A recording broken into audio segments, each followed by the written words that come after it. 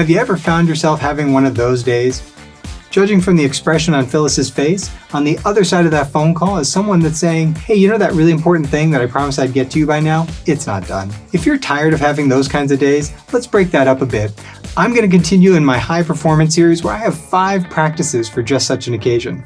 Today I'm going to talk about part 2, W by W. What does that even mean? And why is it important to you? I think to better understand, let's talk about what it takes to turn out a career or business. I'd say what it used to feel like was much like a 100-yard dash, where somebody could work really hard throughout their career and they could cross that finish line. Or maybe it was a business that was focused on a specialized capability in an industry, and if they all just worked hard together over and over again, they could keep crossing that finish line and be successful. Much like the 100-yard dash, one person, unidirectional mission, and repeat it over and over again, and it just worked. But now it doesn't, because everything's so much more complex and everything's much more competitive. And now I'd say that 100-yard dash feels much more like a 400-meter relay, where you have all these different things that have to be managed, and no one person can do it all. So now you have a whole team involved, and instead of a one-way street or a unidirectional mission, you have to create alignment. And what's the glue that holds that alignment together across the teams and the complexities? Coordination.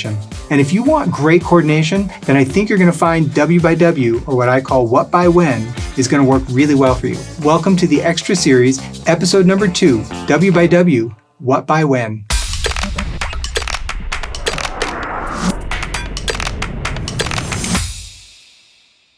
As you probably know, I'm all about setting NēXTpectations in life, finance, career, and business. And when we're talking about the high performance series, particularly W by W today, what we're going to light up is we're going to light up career and business.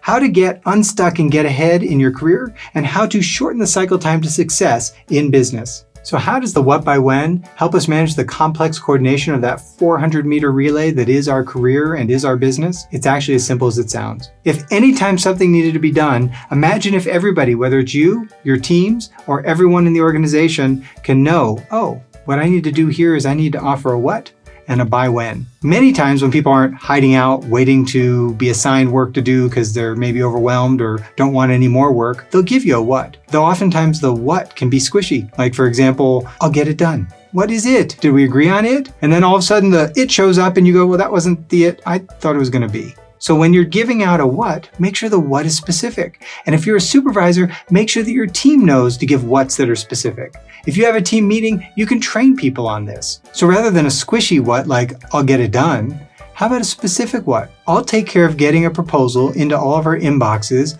by Friday so that we can all discuss and review it on Monday. Now it's got some clarity to it.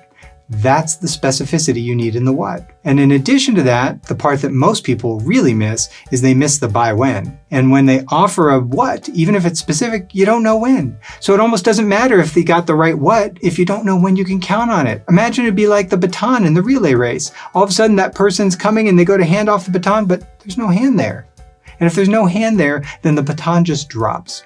And in business and in career, what that is that's failure. That's no progress. That's getting stuck. And that's not getting ahead. That's not competing. And so many things can be solved simply by a what, by when. In addition to being specific, make sure that your by whens are smart. And when I say smart, what I mean is know thyself. If you're the one making the what by when, make sure you're picking time frames you can actually honor. Think about your other commitments you have to manage, the other what by whens you created, and make sure that you put an amount of time that makes sense in that context. Don't go doing a what by when by tomorrow if you know you already have 6 things that have to be done tomorrow. Be realistic about it. Be smart about it. Yes, you can do the whole under promise, over deliver every now and again, but don't make it a tactic because people start to notice it after a while.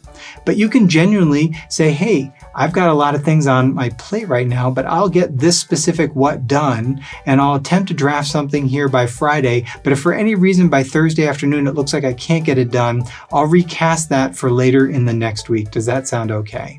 So as long as, again, you have the accountability of a what and a by when, people know how to count on you. So you don't leave them hanging until Friday when all of a sudden it fails. You let them know that you'll give them a day's notice if for some reason it's not going to work. So even if you want to be aggressive, you can do that. If this is for you and you start to find out you're not as good at the what by whens as you thought, it's okay.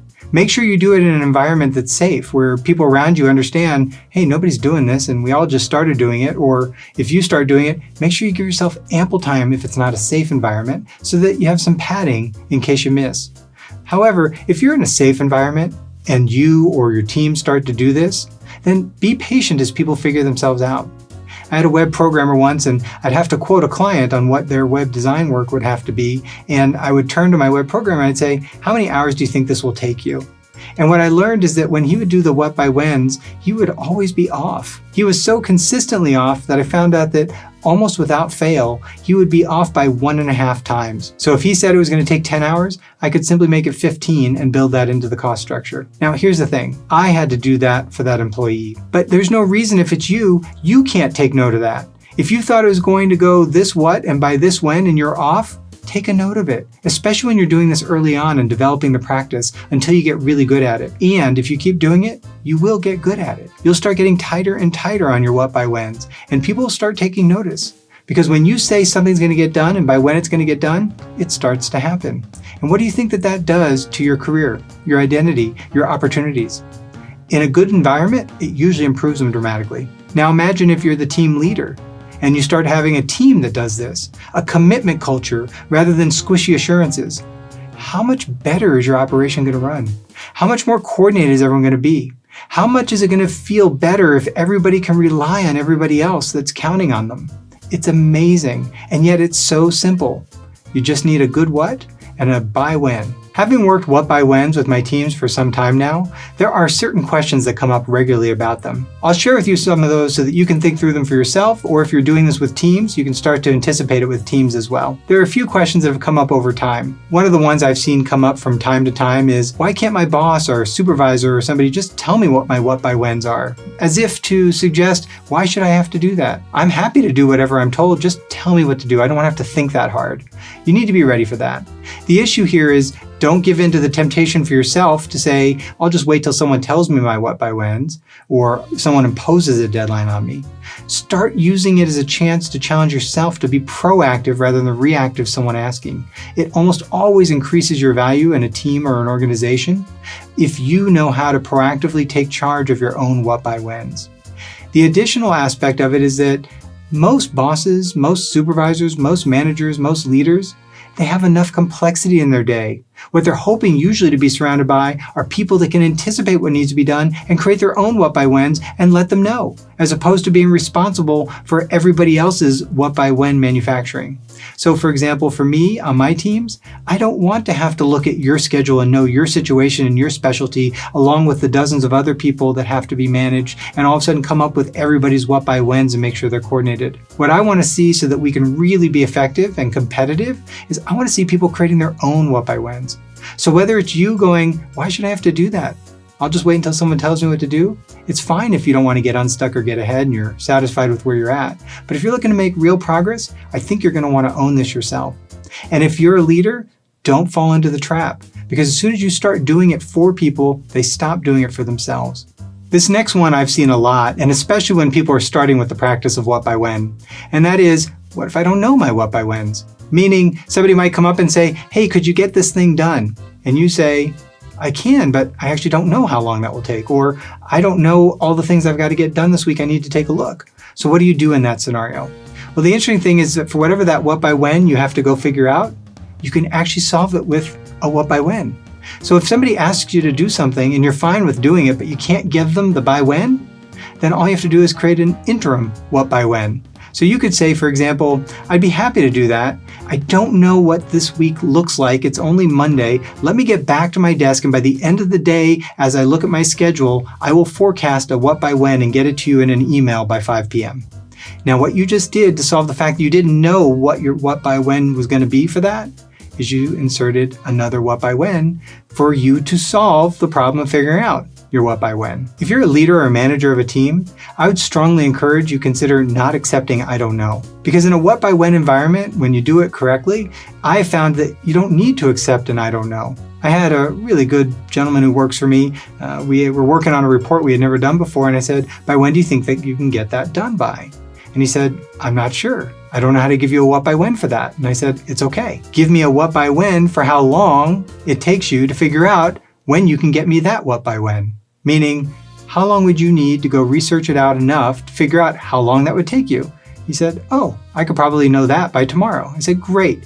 Then how about your what by when is, I'll find out how long that will take me by end of tomorrow, and I'll let you know by the end of tomorrow what my what by when is for getting that done. And I said, that sounds great. And he liked it too. This next one's especially interesting because it's very rarely said out loud, and yet I think it's behind the scenes when somebody rolls out or tries for themselves what by whens. And that question is, what if I fail or fall short? Well, first of all, it's going to happen. We're human, and oftentimes we get things wrong on our way to genuinely trying to get them right. I'm going to presume when I answer this that you're in a safe enough work environment that if you attempt to do what by whens for yourself, that people aren't going to persecute you or punish you for having tried genuinely to take a level of what by whens that most people don't even bother to take and let you miss a few times on your way to doing overwhelmingly better. If that's the case, then my answer to what happens if you fail or fall short is just presume you will. And if you will, then the thing I found most helpful is make sure that you forecast that you're going to fall short ahead of time whenever possible.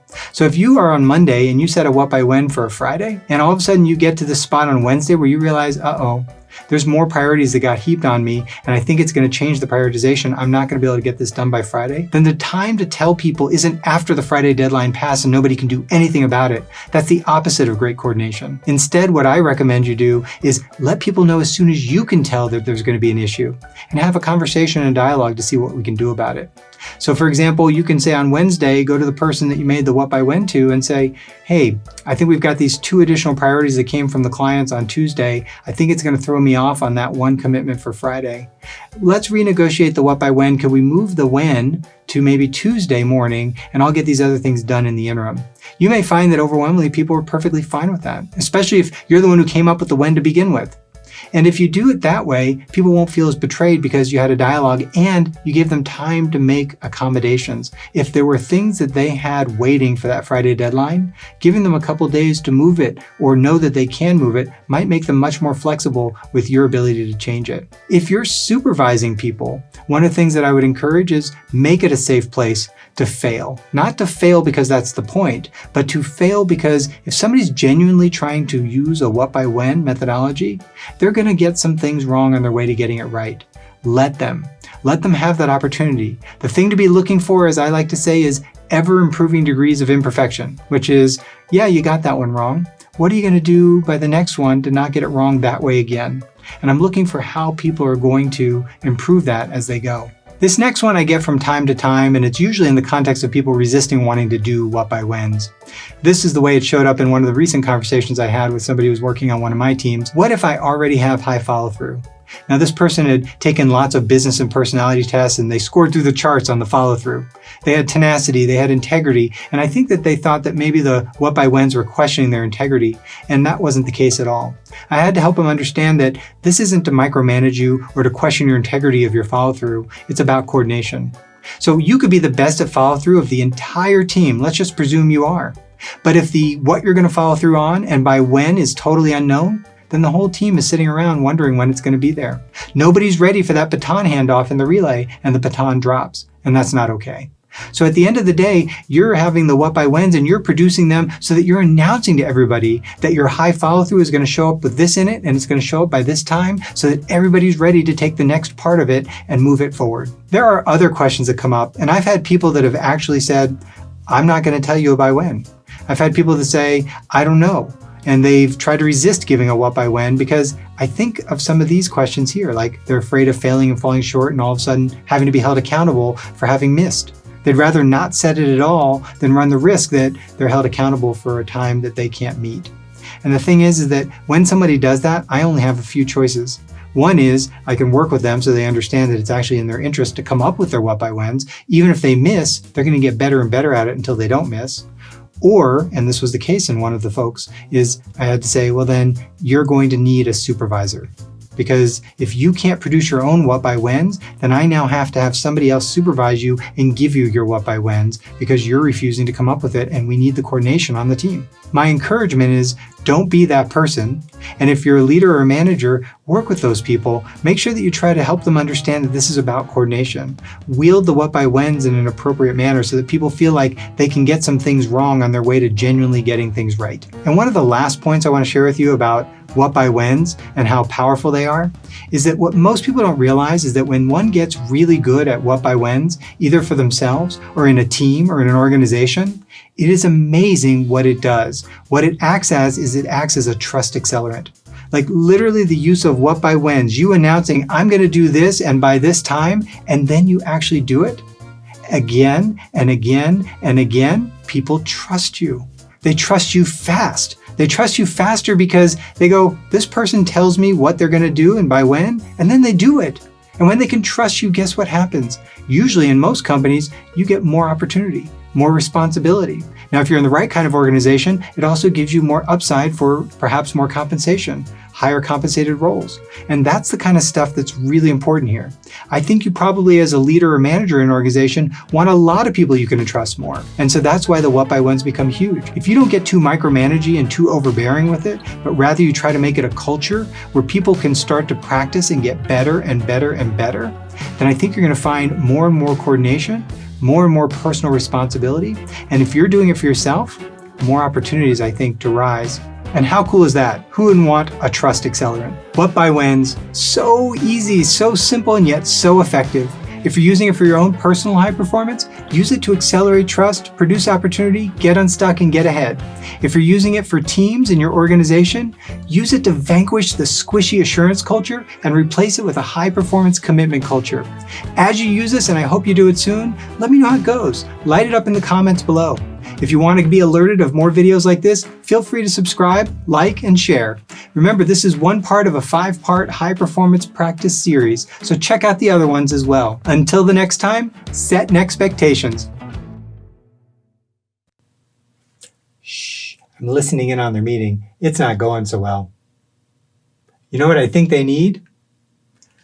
A little W by W trust acceleration. Man, do I know how to bring the thunder or what?